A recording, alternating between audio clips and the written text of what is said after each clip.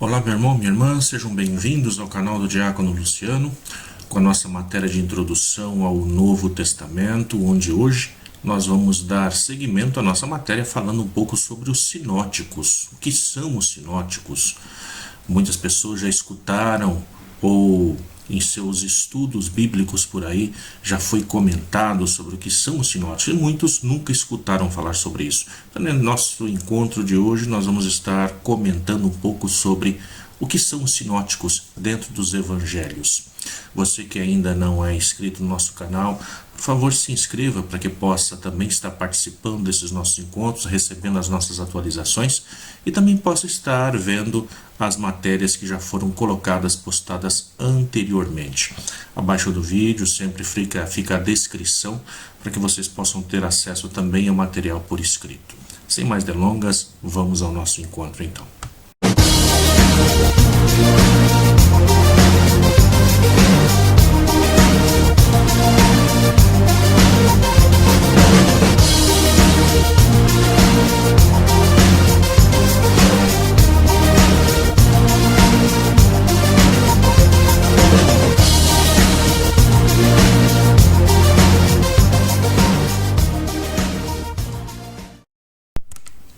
Aqui estamos nós então nesse nosso encontro de hoje, onde nós vamos estar falando sobre os sinóticos. A palavra sinótico, ela vem do grego e ela, traduzindo para o bom português, significa ver juntos. Então é um olhar em conjunto. Sinóticos são os 3 evangelhos. Nós temos 4 evangelhos escritos na nossa Bíblia, evangelhos canônicos, né?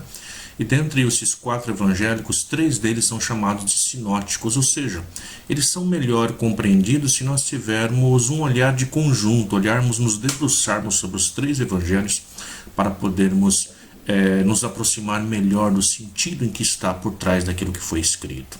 Então, os sinóticos, eles nos apresentam aproximações e distanciamentos. Por isso, ele é melhor compreendido se olharmos juntos, um olhar de conjunto. Então, esse é o significado da palavra sinóticos. E quais são esses evangelhos sinóticos?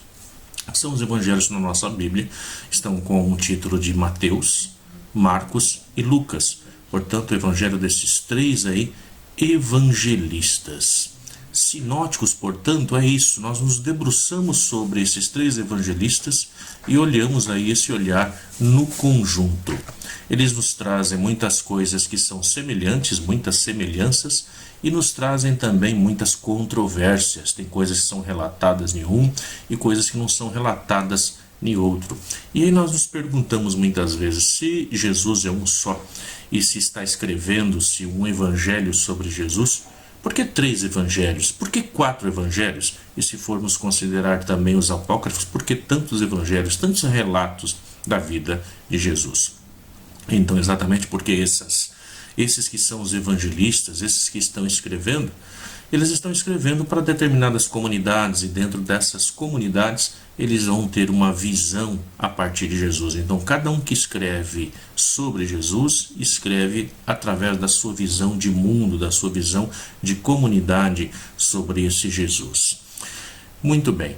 Então, nos evangelhos sinóticos nós temos aí Mateus, Marcos e Lucas. Não necessariamente é essa a ordem dos escritos. Nós sabemos que o primeiro evangelho a ser escrito é o evangelho de Marcos, depois o de Mateus e depois o de Lucas. Mas essa é a ordem que é apresentada dentro da nossa Bíblia. Portanto, essa é a ordem que nós vamos estar aí seguindo nesse nosso estudo de hoje. Cada evangelista, ele vai estar escrevendo, portanto, onde ele tem aí como um pano de fundo para o seu evangelho um direcionamento, um olhar diferente. Então, Mateus, ele vai apresentar no seu evangelho um olhar sobre Jesus, dizendo que esse é o reino de Deus. Então, essa é a visão de Mateus. Ele vai apresentar o reino de Deus ao seu povo. Então, Jesus seria aquele que vem nos apresentar esse reino. Já Marcos, ele tem um outro pano de fundo, ele tem uma outra estrutura para trabalhar. E nesse trabalho, Marcos quer apresentar Jesus como o Messias. Então ele apresenta para a sua comunidade Jesus como sendo o enviado do Pai. Já Lucas, no seu evangelho, ele tem um outro direcionamento, um outro pano de fundo. Lucas vai estar, portanto, escrevendo aquilo que nós chamamos o Evangelho dos pobres. Então vejam só, nós temos aí os três sinóticos, ou seja, eles têm semelhanças, particularidades semelhantes que têm que ser lidas em conjunto, porque muitos dos atos que acontecem em Mateus vão acontecer também em Marcos, vão acontecer também em Lucas, mas cada um deles com a sua particularidade. O Evangelho de Lucas, portanto, ele vai apresentar o olhar de Deus para os pobres. Então, é o evangelho chamado Evangelho dos Pobres, um olhar para aquele que está sempre à margem. Já Marcos está preocupado, então, em apresentar Jesus como o Messias. E Mateus em apresentar Jesus como aquele que traz o reino de Deus, que inicia o reino de Deus. Esses evangelistas, eles na verdade não se conheceram. Esses evangelistas, na verdade, eles não conheceram nem mesmo a Jesus. É um engano nosso, muitas vezes, acreditar que eles tenham conhecido Jesus. Cada um deles morou em uma região diferente, essa é a grande verdade, e não se conheceu. No entanto, muitas coisas eles escreveram de forma bem semelhante, se aproximam muito. Algumas particularidades mudam, mas na maioria são muito semelhantes. Por isso, também esse olhar chamado de em conjuntos sinóticos. Na comparação das igualdades, nós vemos a história. E na desigualdade, naquilo que não é semelhante, nós vemos uma maneira de transmitir uma verdade, uma maneira de ensinar o que é teológico. Então, dentro do Evangelho, nós temos uma história narrada, assim, ali nós temos os dados históricos, mas em volta desses dados históricos, nós temos aquilo que é teológico. Então, dentro dos Evangelhos, nós temos muita teologia. E em que sentido nós temos essa teologia? Enquanto ciência de Deus, aquele cientista que se debruça sobre o seu objeto de estudo. Nesse caso, o nosso objeto de estudo, nós não temos, que é o próprio Deus. Então, dentro da história narrada, dentro dos fatos verídicos, verdadeiros, vai se construir um fato teológico, uma história teológica em volta disso, para nos ensinar algo. Nos ensinar, principalmente, que esse Deus, ele está dentro da história humana e caminha com a humanidade. Por isso, dentro dos sinóticos, assim como nos 4 evangelhos, que nós vamos pegar também João, mas João é algo à parte, nós vamos trabalhar num outro momento. Então, tudo é carregado de significados. Cada número, cada gesto, cada nome de pessoa, tudo dentro do evangelho é carregado de significados e muitas vezes significados teológicos. Um exemplo do que eu estou falando. Quando Maria, só depois de 3 dias, deu por falta do filho que tinha ficado no templo, quando Jesus vai ser apresentado no templo, ele vai estar fazendo o seu bar mitzvah. Então ele fica lá e Maria e José só vão dar falta de Jesus daí 3 dias. Pergunto a vocês. Muitos que estão nos escutando, que estão vendo esse vídeo, são mães. Você conseguiria esquecer do seu filho 3 dias dentro de uma caminhada? Só depois de 3 dias se lembraria que ele não está com vocês? Quanto mais Maria, a mãe do Salvador. Então vejam só, tudo isso tem um significado teológico e um significado que está expresso dentro da literatura evangélica, daquilo que foi passado. Então tem um significado muito grande isso. Então isso, é claro, nós vamos nos aprofundando à medida que nós vamos estudando.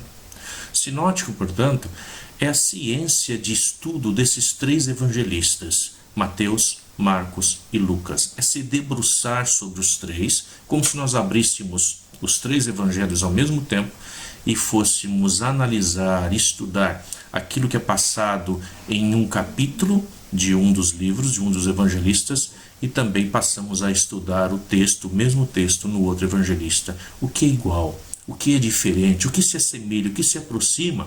Às vezes os lugares são outros, às vezes os nomes são outros, mas a história contada é a mesma.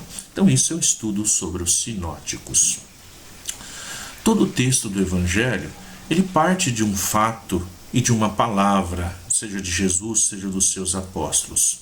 Os 4 evangelhos, colocados sobre o crivo das comunidades que conheceram Jesus, foram os escolhidos como sendo os verdadeiros. Por isso nós vamos ser esses evangelhos, nós vamos chamar de canônicos. Mas nós temos outros escritos que também podem ter muitas verdades contidas dentro dele, mas que não estão no conjunto. Daí eles vão ganhar um outro nome, que é o nome de apócrifos.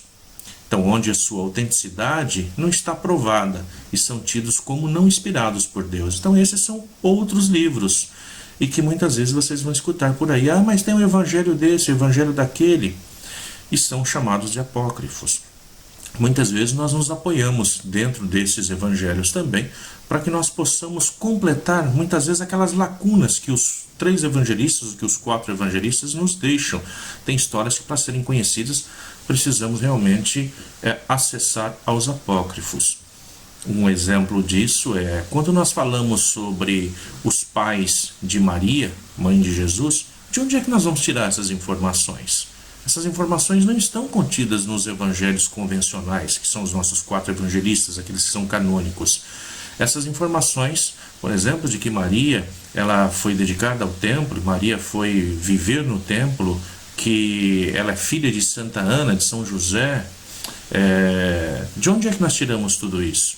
Nós vamos tirar tudo isso, na verdade, de evangelhos apócrifos e não dos evangelhos em que nós temos aí como sendo os nossos sinóticos ou os canônicos, incluindo aí o evangelho de João. Então, os 4 evangelistas, eles estão escrevendo para comunidades que conheceram Jesus, mas eles mesmos não conheceram. Então, esse é um grande fato que muitas vezes nós não sabemos. Às vezes passa pela nossa cabeça que eles conheceram, eles estiveram junto com Jesus e por isso eles estão fazendo um relato fidedigno de tudo aquilo que viveram. Na verdade, eles não conheceram. Tá? Eles estiveram com aqueles que conheceram, eles estiveram com os apóstolos que conheceram, mas eles mesmos não conheceram. Aproveitando já para fazer uma ressalva que já estão me dizendo aqui, eu falei ainda há pouco de Maria e José como sendo o pai Santa Ana e José, mas Santa Ana e São Joaquim, os pais de Maria. Desculpe o meu erro. Portanto, vejam só, os 4 evangelistas, eles escrevem para comunidades e essas comunidades, muitos dentro da comunidade conheceram Jesus. Só que a fonte desses evangelistas não é o próprio Jesus. A fonte desses evangelistas, ela é a figura dos apóstolos. Então, eles estiveram com os apóstolos. É deles que eles vão beber esse conhecimento, mas não do próprio Jesus. Como que nós podemos ver isso? Nós temos alguns textos, por exemplo, na própria Bíblia que nos aponta isso. Peço para vocês, peguem a Bíblia de vocês, vamos começar procurando, portanto, uma passaginha dentro de cada um desses evangelistas, pegando os 3 evangelistas, aí, então os 3 sinóticos. Vamos começar por Marcos, que é aquele que se aproxima mais do Jesus histórico. Se nós pegarmos lá em Marcos, capítulo 3, versículo do 13 ao 19, vocês vão compreender o que eu estou falando para vocês. Nós temos a escolha dos 12, a descrição dos 12 apóstolos. E nós não vamos encontrar os evangelistas dentre os apóstolos, porque muitas vezes nós pensamos que são os apóstolos que escreveram, e não são. Então, lá no início, lá no capítulo 13, versículo 13, já começa assim. Depois subiu à montanha e chamou a si os que ele queria, e eles foram até ele. E constituiu 12 para que ficassem com ele, para enviá-los a pregar, e terem autoridade para expulsar os demônios. Ele constituiu, pois, os 12, e impôs a Simão o nome de Pedro, a Tiago, o filho de Zebedeu, e a João, o irmão de Tiago, e impôs o nome de Boanerges, isto é, filhos do trovão. Depois André, Felipe, Bartolomeu, Mateus, Tomé, Tiago, o filho de Alfeu, Tadeu, Simão Zelota e Judas Iscariote, aquele que entregou Jesus. Então vejam só, aqui nós não temos os nomes dos evangelistas. Peraí, diácono, mas aí apareceu o nome de Mateus. Então Mateus é esse que é o apóstolo, é esse que escreveu o evangelho? Não é esse. Como é que nós vamos ver isso? Vamos continuar a nossa análise. Vamos abrir agora em Lucas. Vamos lá em Lucas no capítulo 6. Então pegue a Bíblia de vocês, siga. Muito importante que vocês sigam isso conosco, para que possam depois tirar as próprias conclusões. Então no capítulo 6, versículo 12 a 16, também vai narrar a escolha dos 12. Então vejam, o mesmo relato é feito nos 3 evangelistas. Agora nós estamos então vendo aqui em Lucas no capítulo 6, versículo 12 ao 16. E vai dizer: naqueles dias, ele foi à montanha para orar e passou a noite inteira em oração a Deus. Depois que amanheceu, chamou os discípulos e dentre eles escolheu 12, os quais deu o nome de apóstolos. Simão, a quem pôs o nome de Pedro, seu irmão André, Tiago, João e Filipe, Bartolomeu, Mateus, Tomé, Tiago, filho de Alfeu, Simão, chamado Zelota, Judas, filho de Tiago, e Judas Iscariote, o que tornou-se o traidor. Vejam, é a mesma narrativa. Só que agora tem algumas coisas diferentes aqui. Tá? Se nós olharmos bem, nós vamos ver que aqui, nessa passagem, ele está omitindo o que vai dizer lá em Marcos, onde vai apresentar os irmãos com o nome de Boanerges, isso significa filho do trovão. Isso acontece em Marcos, já aqui não acontece. Mas aqui nós ainda temos também o nome citado de Mateus. Então nós ficamos imaginando, pode ser que os outros evangelistas não tenham sido apóstolos, mas Mateus está aqui, está marcado, é esse Mateus.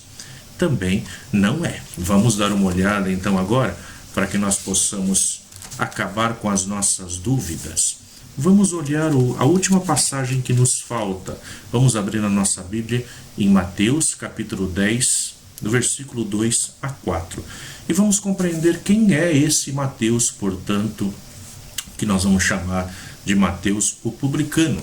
Lá no capítulo 10, versículo 2 até o 4. E vai estar lá a mesma narrativa falando sobre os apóstolos, a escolha dos 12. Então, no versículo 1 vai dizer assim: chamou os 12 discípulos e deu-lhes autoridade de expulsar os espíritos impuros e de curar toda sorte de males e enfermidades.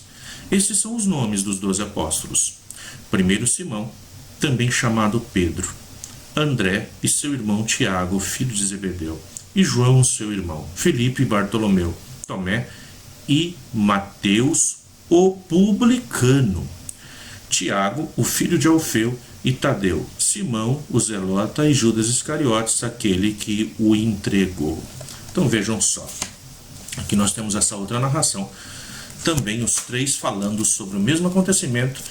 Temos proximidades e temos aí diferenças, em cada um deles nós temos algo que é diferente. O que nos cabe aqui, nesse instante, é nós olharmos o Mateus.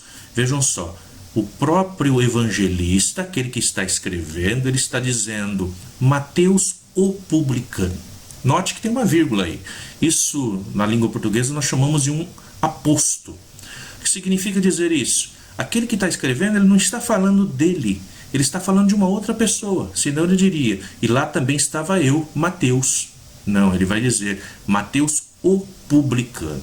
Então nós não podemos confundir o Mateus apóstolo e o Mateus escritor. São pessoas distintas, são outras pessoas. Tá? Lucas, ele tem uma fonte específica de quem ele vai beber para poder escrever. Ele tem alguém que vai, vamos dizer assim, narrar para ele os acontecimentos, para que ele possa estar escrevendo.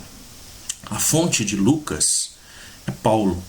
Muitos especialistas, muitos historiadores vão dizer que o médico que acompanhou Paulo nas suas viagens, e Paulo é o primeiro a escrever, como nós já falamos em outros encontros lá atrás, Paulo é o primeiro a estar escrevendo sobre a vida de Jesus. Esse Paulo, ele tem um amigo de viagem, um companheiro de viagem, um médico. E esse, muitos vão dizer que é Lucas. Portanto, quem é a base, quem é a fonte dessa escrita de Lucas?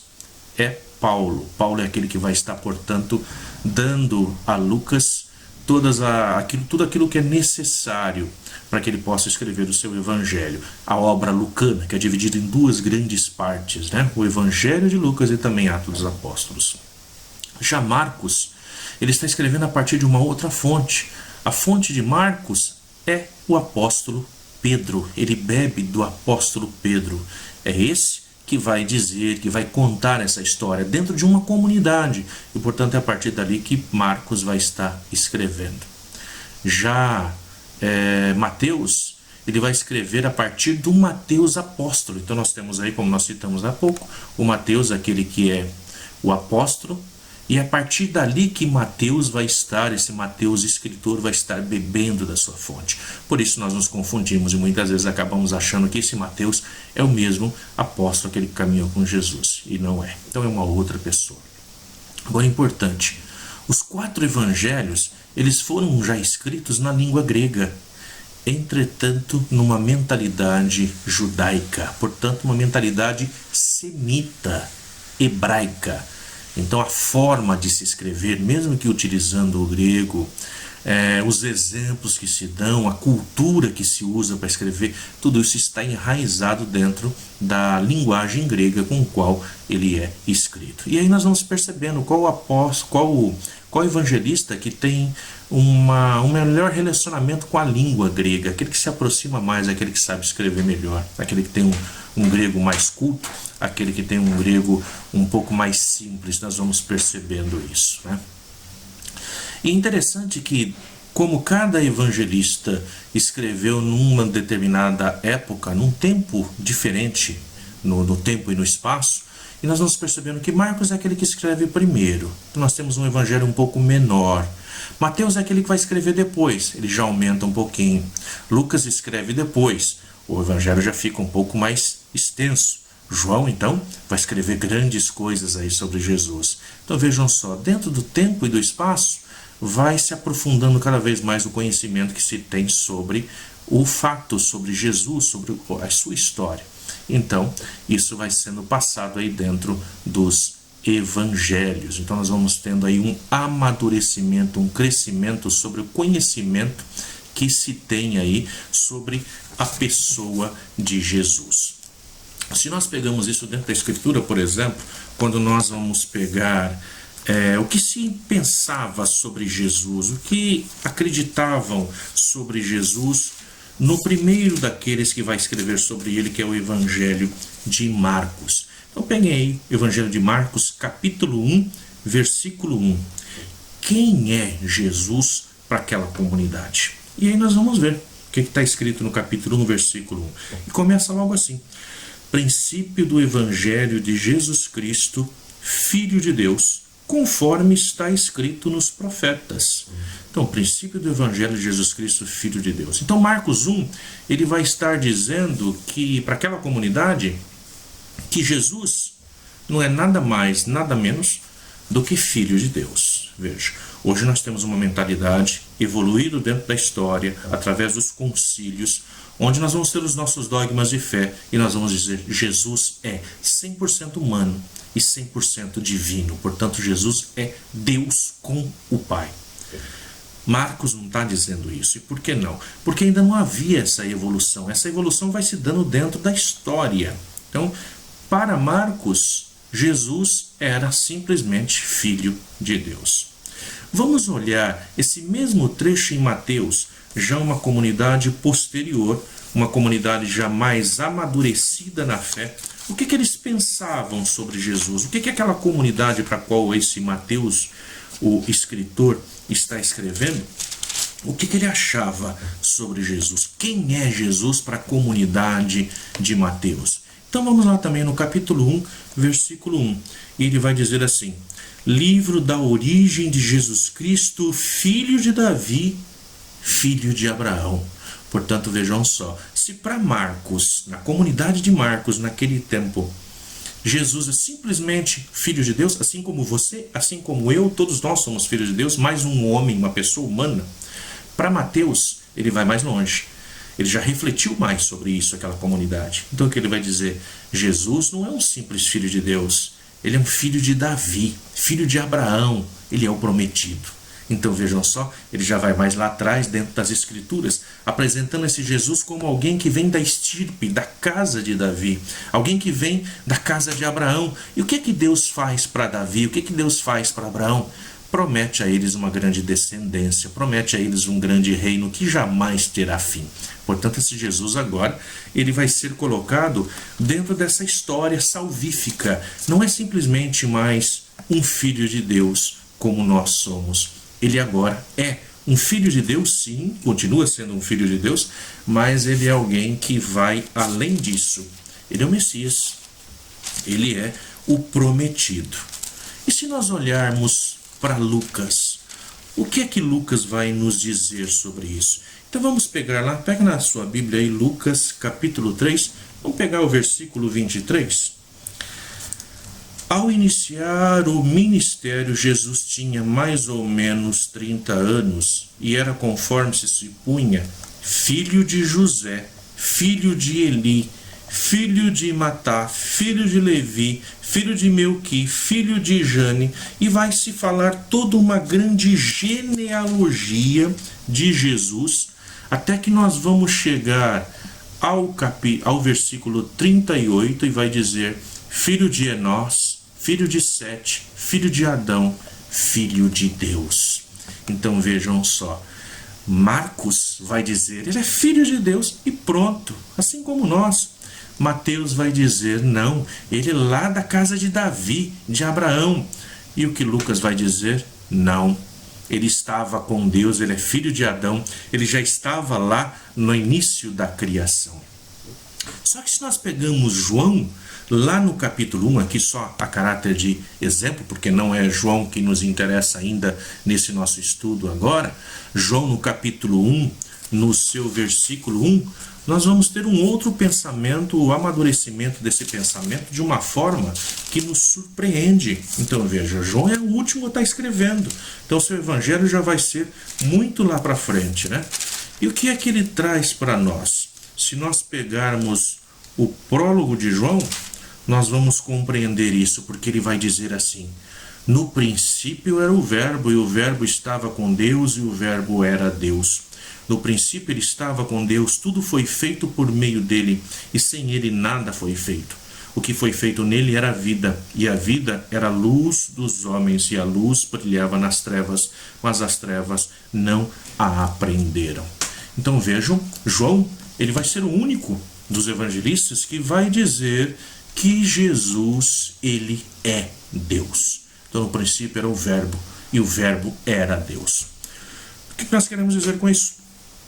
Quanto maior for o tempo entre os acontecimentos e o estudioso, aquele que se debruça para estudar sobre Jesus, maior é o conhecimento que nós teremos sobre Jesus.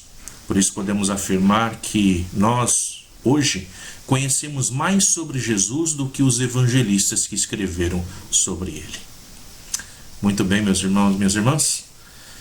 Nosso vídeo hoje já está ficando meio comprido. Paramos por aqui. Mas eu espero vocês no nosso próximo encontro, onde nós vamos continuar falando aí sobre os sinóticos. Vamos continuar nos aprofundando sobre as suas semelhanças e as suas diferenças. Espero que vocês tenham gostado desse nosso encontro de hoje. Fiquem com Deus e até a próxima.